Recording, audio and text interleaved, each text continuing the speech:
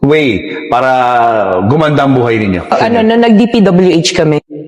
Ano karami kotse meron kayo? Parang personal use lang namin, nasa 30 plus na yata siya. 30 plus. 40. Nagagamit niyo ba lahat yan? Yun, hindi na nga. Hindi na nga, sa dami. So, Ah. mostly American car siya. Sabi nila, white and black. Yung Lincoln Navigator siya. Black and white. Yeah. GMC Denali. So, black and white version din siya. Walang ganito sa Philippines. Nasa YouTube? Nasa field. Grand Wagoneer. Pinaship ko from the US. From the US. Nagmamaneho ka rin. Marunong mag-drive, left, right. Di marunong mag-park. Si Suburban. Tsaka si Wow, ganda. Alphard, Dodge Ram. Oo. And then the Tundra na Toyota. Imported din to, no? Yes. Walang ganito dito, no?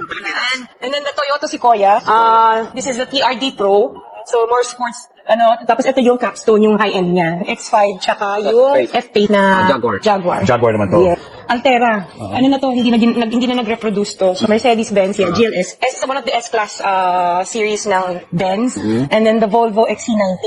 Ito yung gusto ko na dati na unang bilhin. Nung nabili na namin siya, hindi ko na ginagamit. This is one of the most expensive purchases na kotse noon. Nabili namin. This is the autobiography Range Rover. Range Rover. The Evoque. Oo, gusto ko sana maliit lang. Tsaka yung kulay niya kasi gusto ko red. And then, Defender. Nakita ko to sa Dubai. Nakita ko sa magazine. Sabi ko, gusto ko na ganito. And then we have yung LM, yung Lexus. The higher end of, yes, the higher end of the Alphard.